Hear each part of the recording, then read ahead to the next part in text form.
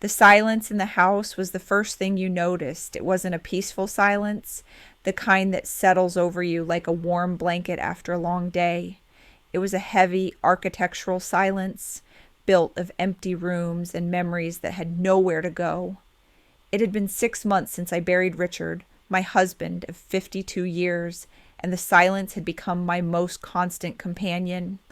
It sat with me at the breakfast table, its weight pressing down on the empty chair opposite me. It walked with me through the garden, where the roses we planted together were beginning to bloom in a riot of color he would never see. At night it lay beside me, in the vast, cold emptiness of our bed. I had become an expert in the different textures of silence. There was the morning silence, thin and full of anticipating a phone that wouldn't ring.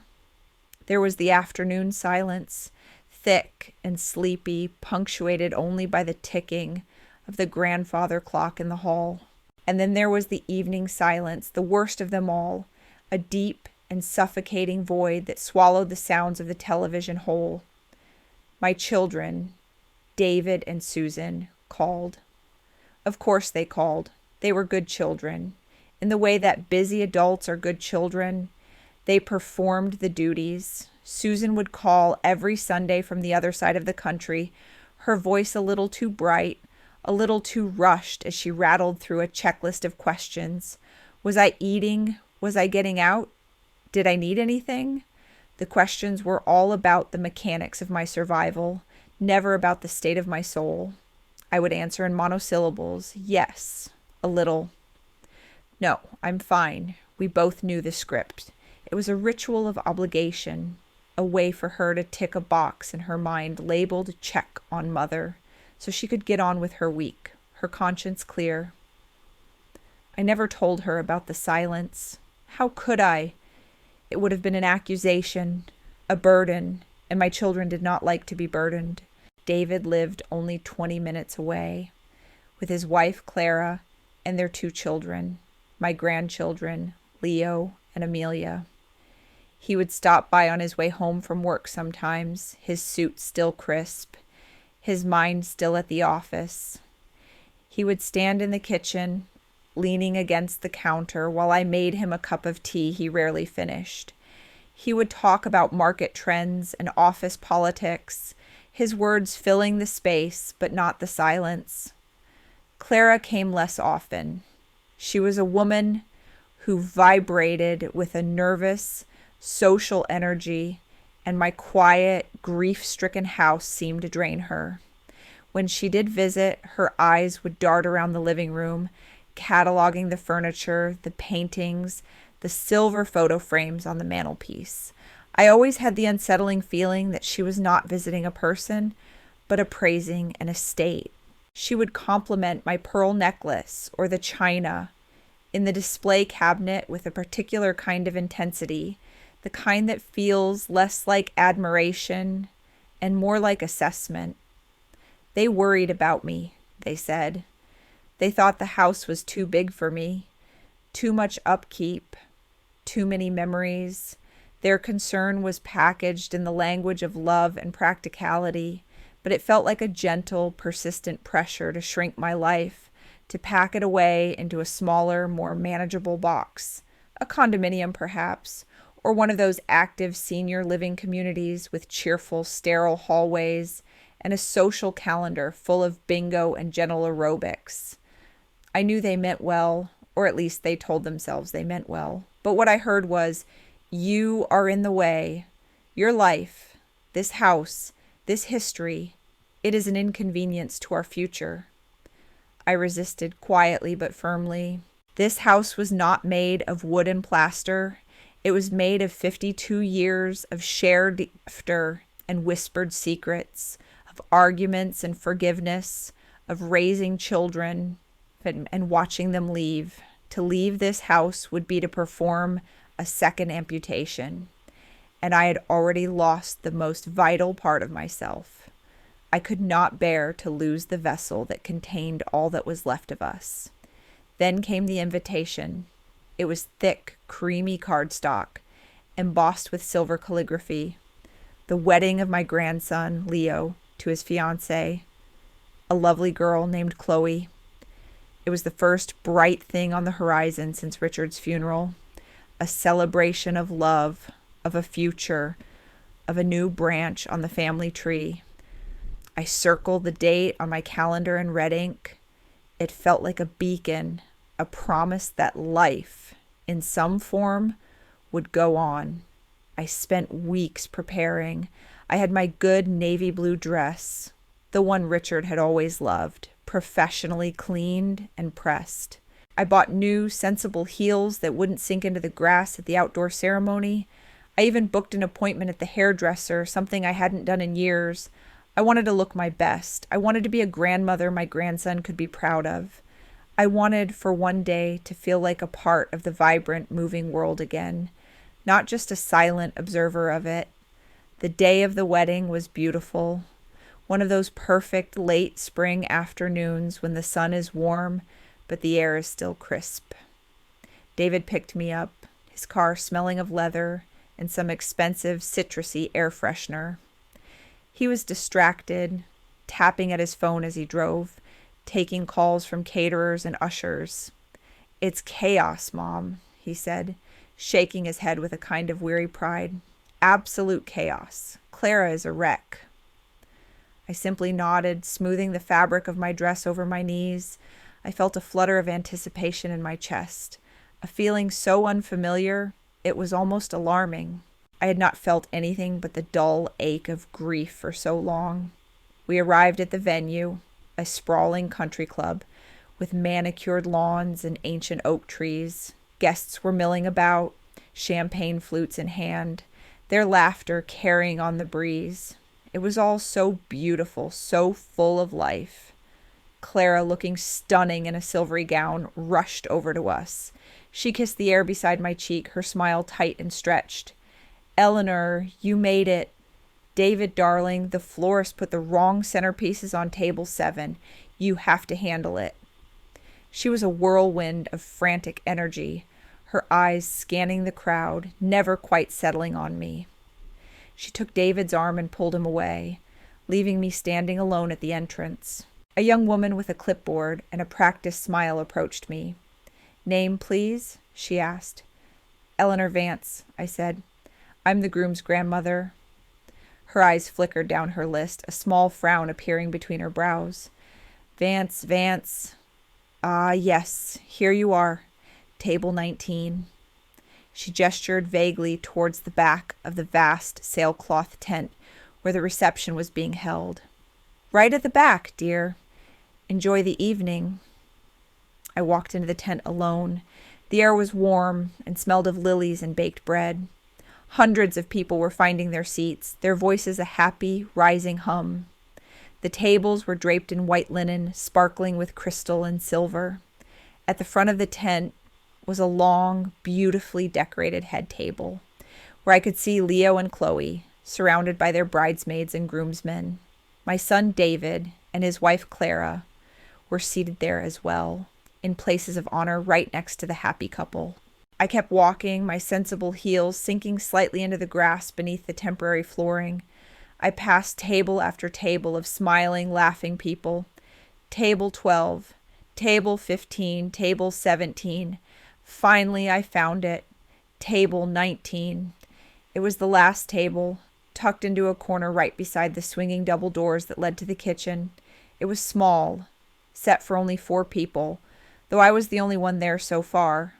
A large potted fern partially obscured the view of the head table. The rhythmic clatter of plates and the sharp voices of the catering staff were clearly audible every time a waiter pushed through the doors. I stood there for a long moment, looking at the small, lonely table. I looked back at the head table, where my son was laughing at something his new daughter-in-law had said. He hadn't even looked to see where I'd gone.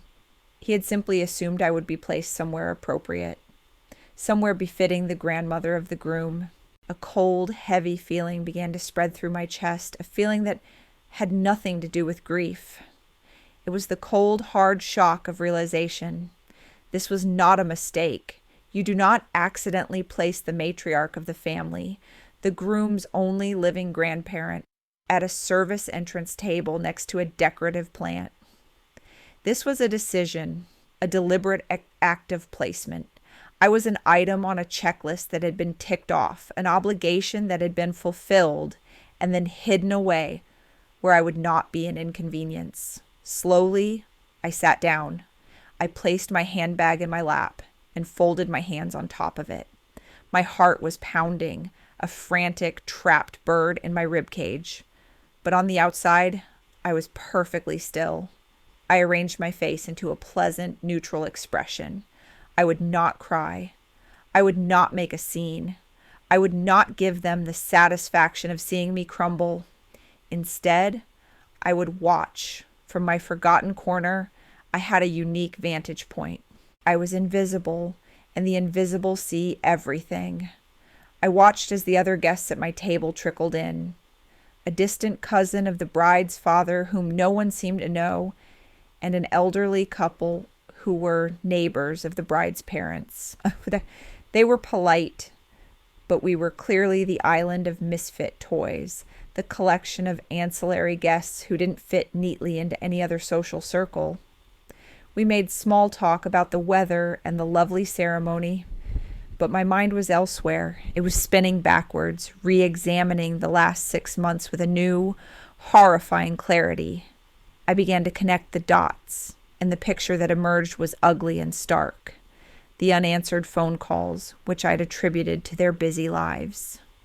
The visits that felt more like inspections. The subtle way Clara would steer conversations away from Richard, as if his memory was a piece of old, dusty furniture she wanted to reupholster. I remembered a conversation I'd overheard a month ago when David and Clara were in my kitchen, thinking I was still upstairs. They were talking in low, urgent tones about liquidity and the estate. Clara had said, "It's just sitting there, David. All that equity. She's not using it." At the time, I dismissed it, telling myself I'd misheard, that they were talking about something else entirely. But now, sitting at table 19, the words echoed in my mind with perfect, chilling clarity. They did not see a grieving mother. They saw an obstacle, a gatekeeper to their inheritance, living in a house that was, in their minds, already theirs. The speeches began.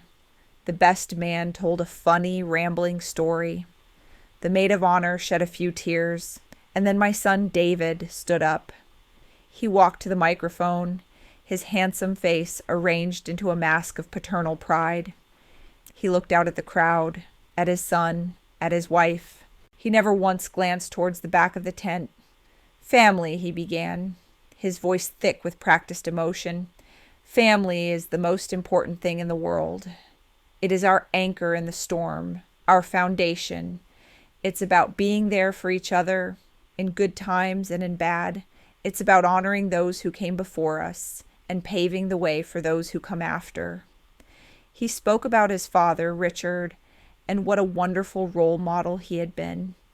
He spoke about his pride in Leo, his love for Chloe, his gratitude for his beautiful wife, Clara.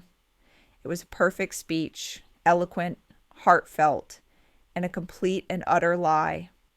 Every word was a stone thrown at me, sitting in my dark corner, honoring those who came before us. The hypocrisy was so breathtaking it almost stole the air from my lungs. He was using the idea of family as a prop, a tool to make himself look good, while the very embodiment of his family's history, his own mother, was hidden by the kitchen doors. As he spoke, a change occurred within me. The cold shock began to burn. The hurt, the grief, the loneliness of the past 6 months coalesced into a single hard point of light. It was a feeling I hadn't felt in a very long time. It was rage, a quiet, glacial rage that cleared my mind and steadied my hands. The pain was still there, a deep, cavernous ache, but it was no longer a paralyzing fog. It was a fuel. When David finished his speech to thunderous applause, I knew what I had to do. I had sat in silence for far too long. I waited. I let the applause die down. I let the band start to play a soft, romantic ballad for the couple's first dance. I watched Leo and Chloe sway in the center of the dance floor, lost in their own world. I watched David and Clara, beaming from the head table, accepting congratulations from their friends. I took a slow, deep breath, and then another. I was not a confused old woman. I was not a fragile, grieving widow. I was Eleanor Vance.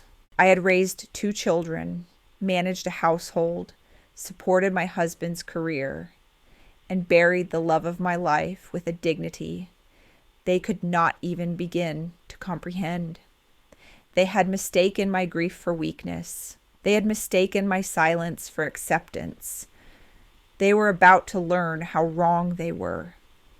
I pushed my chair back, the scraping sound loud in my immediate vicinity. The distant cousin looked at me, startled. I gave her a small, tight smile.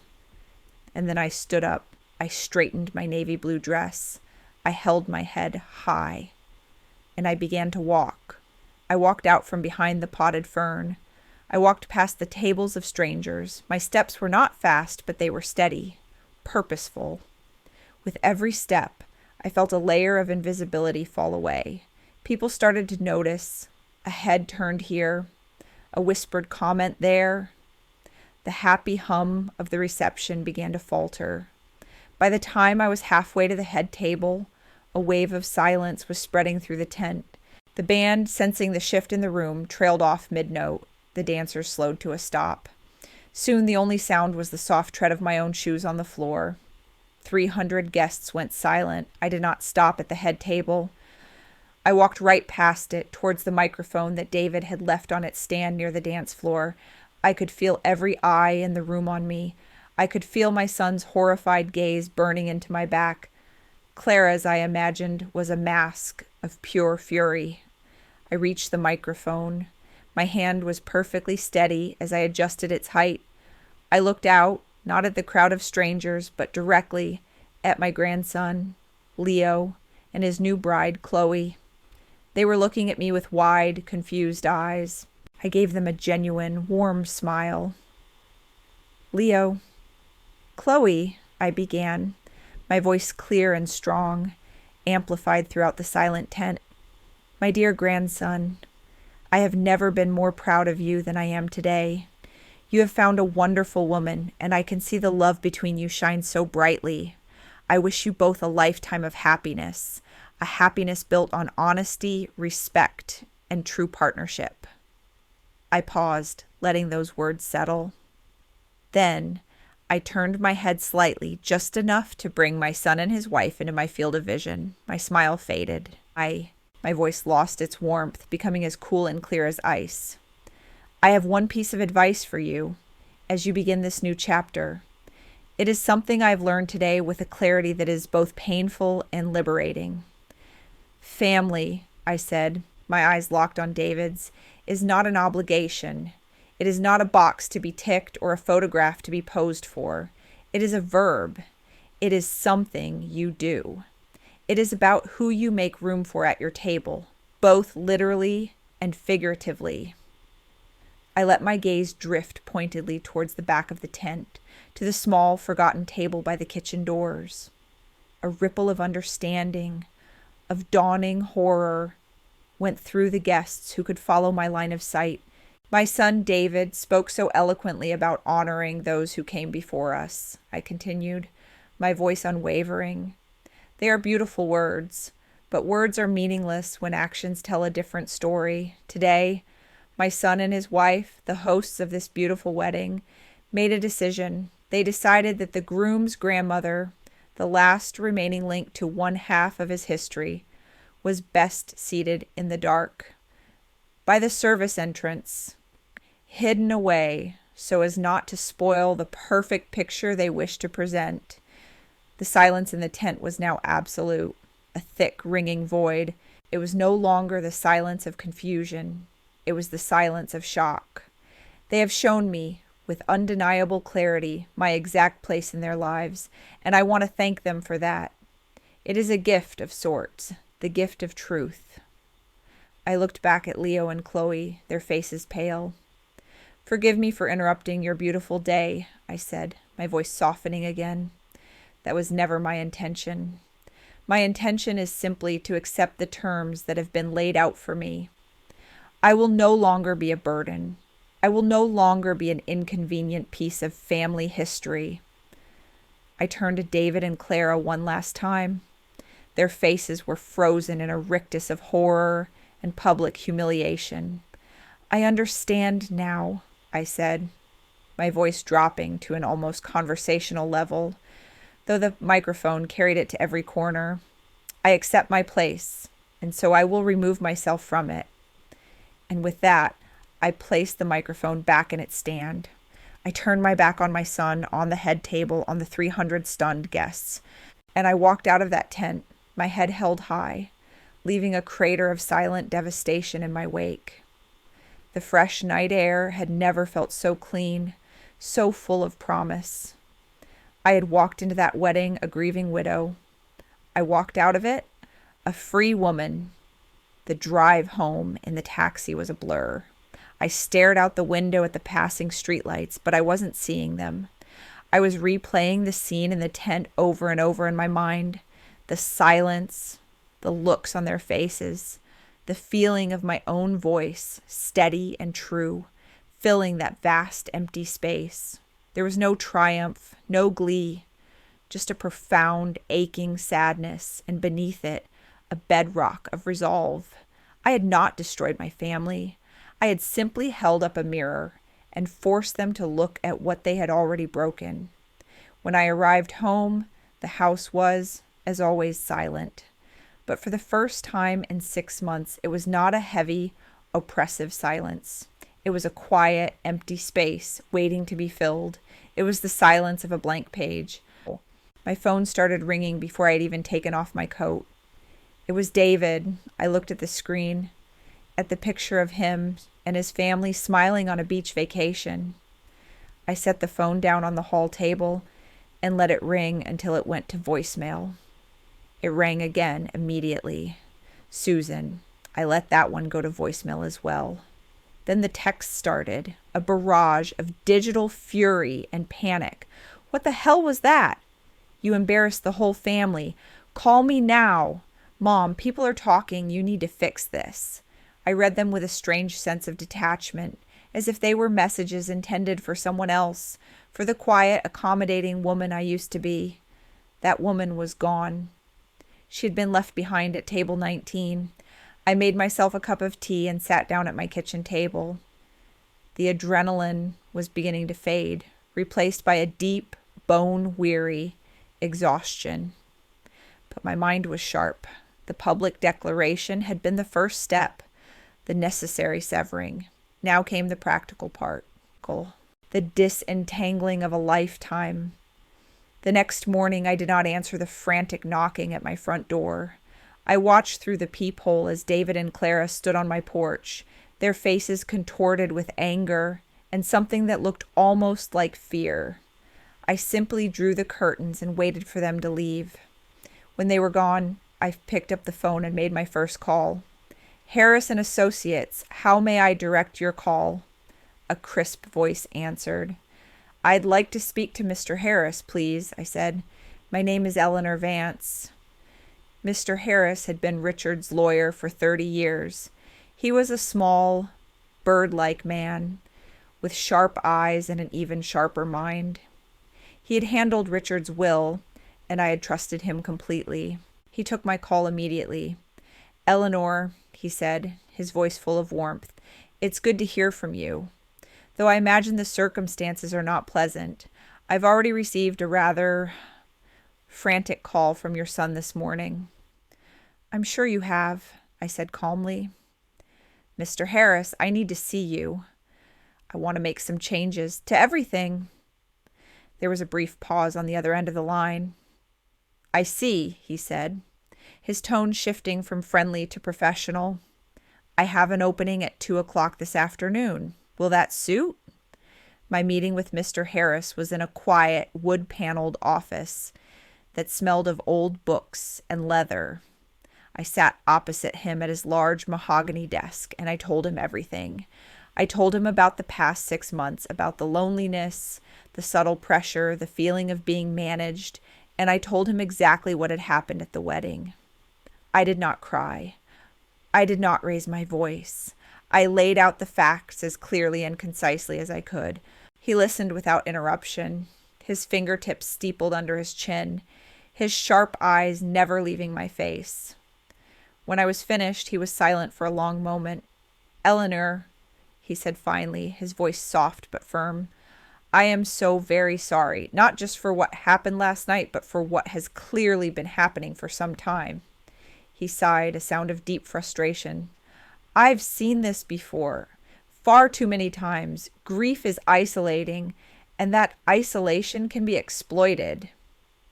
He leaned forward, his expression all business.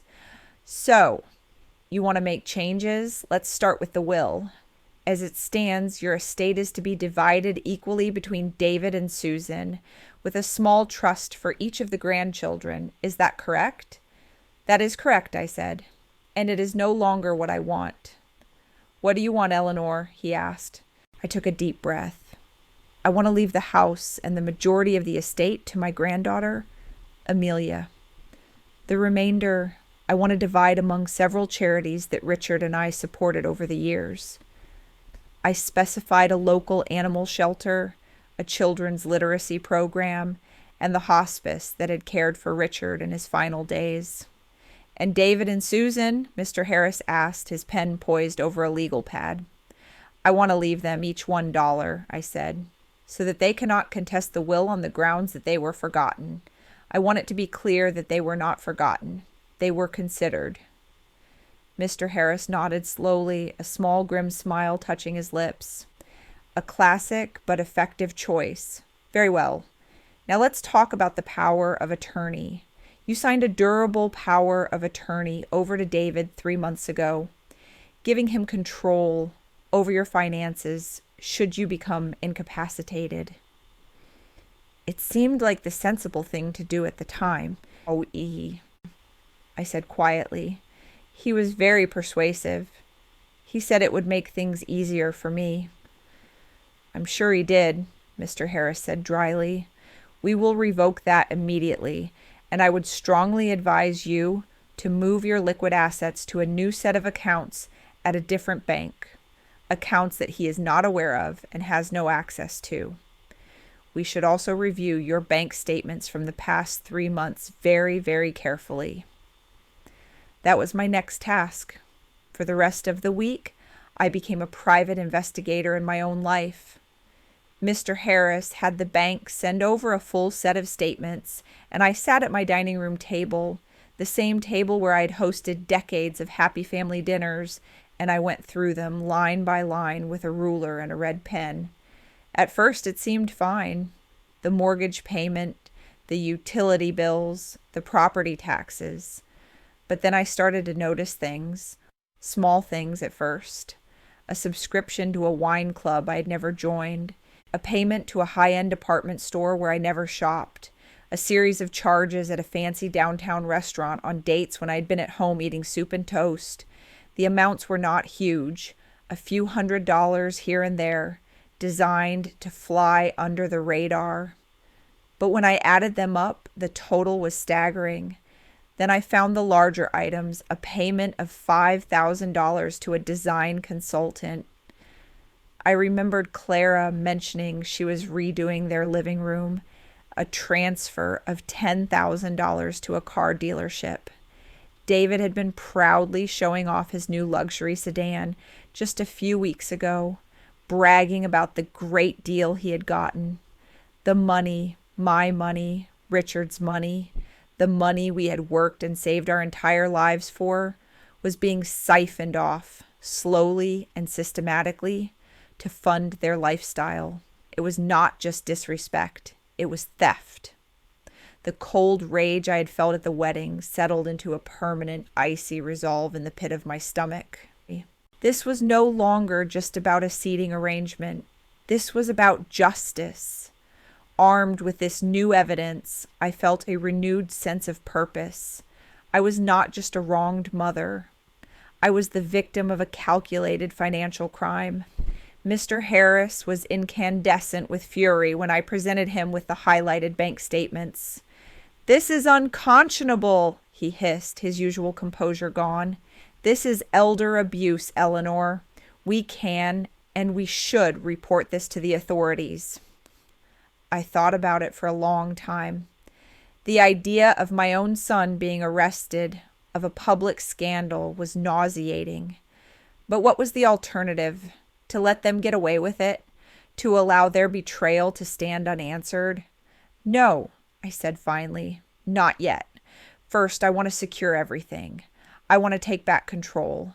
The consequences for them will come later." The next few weeks were a blur of methodical action. I met with a financial advisor Mr. Harris recommended, a sharp, empathetic woman named Sarah. Together, we opened new bank accounts, transferred my entire portfolio of stocks and bonds, and set up a new, secure system for paying my bills. I visited the bank and personally closed all of my old accounts, the bank manager looking at me with a mixture of pity and respect as I signed the final papers.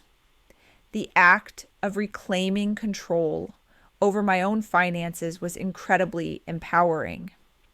It was as if I was patching up a breach in the walls of my life, a breach I hadn't even known was there. I also had a locksmith come to the house.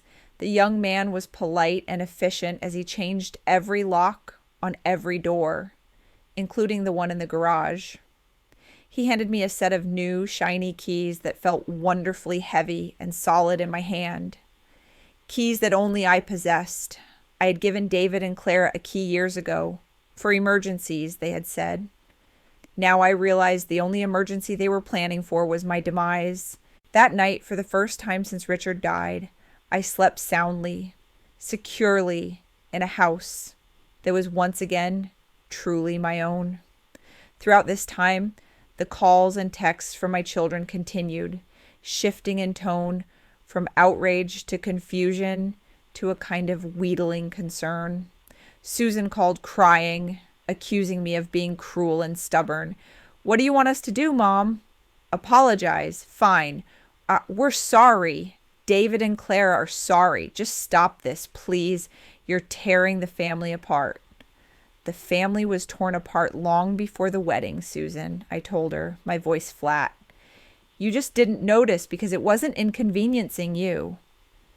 David's messages became more desperate as he likely began to realize his access to my accounts was being cut off.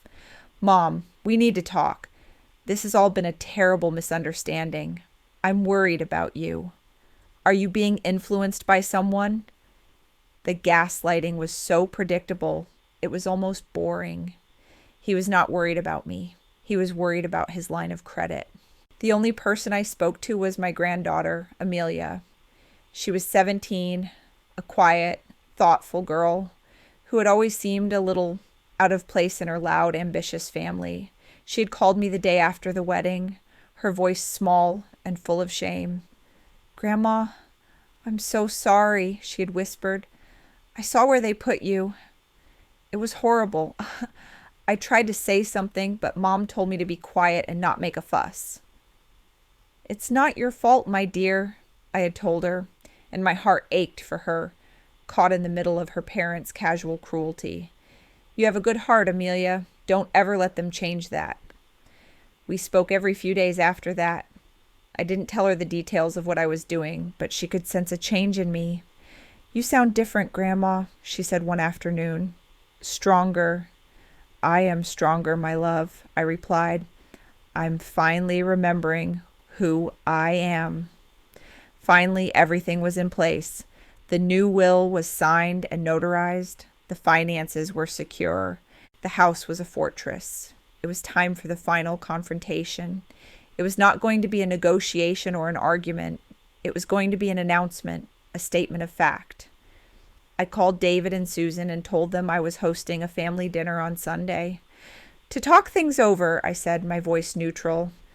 There was a palpable sense of relief in their voices. They thought the old woman was finally coming to her senses. They thought they had won. Sunday arrived. I spent the day cooking. Not an elaborate meal, but a simple, comforting one. A roast chicken, mashed potatoes, the green beans Richard had loved from our garden. I set the dining room table with my best china and silver, the things Clara had so admired. I set 4 places, one for me, one for David, one for Clara, and one for Susan, whom David was picking up from the airport. I felt a strange sense of calm, the calm that comes after a storm has passed and the air is clean and still. I was not nervous. I was not angry. I was simply ready. They arrived together, their faces a carefully arranged mixture of concern and contrition. They brought flowers, a bottle of expensive wine. They kissed my cheek and told me how good I looked. The performance was flawless. We sat down at the table, and for a while we ate in a strained, uncomfortable silence. Finally, David cleared his throat, placing his fork and knife down with a decisive clink. "Mom," he began, his voice oozing sincerity, "we want to apologize deeply. What happened at the wedding was a mistake. A terrible, inexcusable mistake made in the stress of the moment. We are so sorry for the hurt we caused you." Clara nodded vigorously beside him, her eyes wide and pleading. "We love you so much, Eleanor. You're the heart of this family," Susan chimed in from across the table. "We just want to put this all behind us, Mom. We want our family back." I took a slow sip of water. I looked at each of their faces, at the masks they were wearing, and I felt nothing but a vast, empty distance. "I appreciate the apology," I said, my voice quiet but carrying in the silent room, "but it is not accepted." The shift in the atmosphere was immediate. The feigned sincerity on their faces curdled into confusion and then annoyance. "What do you mean it's not accepted?" David asked, his voice sharp. "We just apologized." "An apology is for a mistake," I said, placing my own napkin on the table beside my plate. "What you did was not a mistake. It was a choice. It was the logical extension of how you have viewed me for a very long time, as a problem to be managed, an asset to be liquidated, and an embarrassment to be hidden. The seating chart was just the first time you were careless enough to let me see it." I reached beside me and picked up a manila folder I had placed on a nearby chair. I opened it on the table. "You see, I have had a lot of time to think these past few weeks, and a lot of time to read." I slid a copy of the highlighted bank statements across the table towards David. "I see you've been helping yourself to a great deal more than my forgiveness.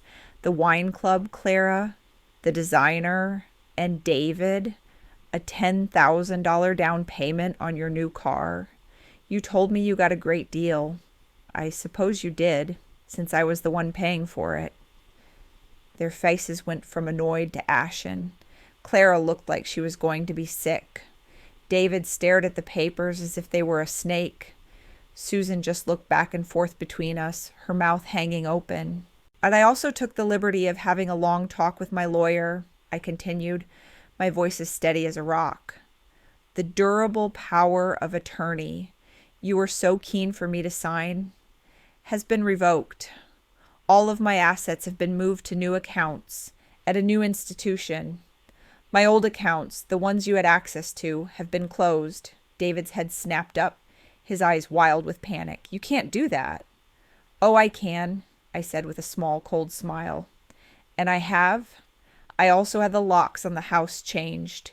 Your key will no longer work." I paused, then looked directly at Susan. "And so everyone is perfectly clear on the new state of affairs, I have also drafted a new will."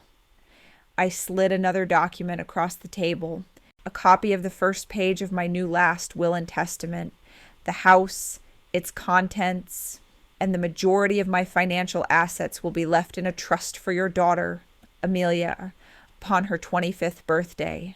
The rest will be divided among several charities. You two, I said, looking from David to Susan, will each receive $1 to prove you are not forgotten. The silence that followed was heavier, more profound than any silence my house had ever known. It was the silence of absolute ruin. It was the sound of a future they had considered a certainty turning to dust in front of their eyes. Clara was the first to break. A strangled, ugly sob escaped her lips. "You can't," she whispered, shaking her head. "After everything we've done for you?" "What have you done for me?" I asked, my voice genuinely curious. "What have you done besides wait for me to die?" David slammed his fist on the table, making the china rattle. "This is insane. She's gone senile. Mr. Harris let you do this? I'll sue him. I'll sue you. I'll have you declared incompetent." "You're welcome to try," I said calmly. "I have already undergone a full psychiatric evaluation at Mr. Harris's suggestion.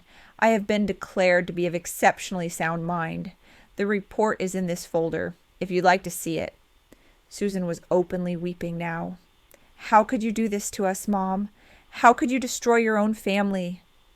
I looked at my daughter, at her tear-streaked face, and felt a final weary pang of sorrow. "I am not destroying this family, Susan." "Wardy," I said softly, "I am just finishing the job you all started. You built a family on a foundation of convenience and expectation. You thought my love was unconditional, that my resources were infinite, and that my silence was permanent. You were wrong on all 3 counts." I stood up from the table. The meal was over. "This is not a punishment," I said, my voice firm and final. "It is a correction. It is the consequence of your own actions. You wanted me out of the way. You wanted me to be small and silent in the back of the room. Congratulations, you have your wish. Now, I would like you to leave my house." For a moment, nobody moved. They just stared at me, their faces a collage of disbelief and incandescent rage. Then David shoved his chair back and stood up, his face purple. "You will regret this, you old woman," he spat, his voice trembling with fury. "You will die alone in this house, and no one will even care." "I would rather die alone with my dignity," I replied, "than live a single day more as your fool." He grabbed Clara's arm, who was still sobbing, and practically dragged her from the room. Susan gave me one last pleading, wounded look, and then followed them out. I listened to the front door slam shut.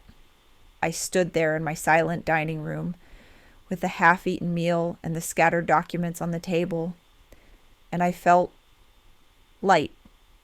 The weight I had been carrying for years, the weight of their expectations, their disappointments, their casual cruelty, had finally been lifted. The silence that filled the house was no longer an absence. It was a presence. It was peace. In the year that followed, I learned to live again.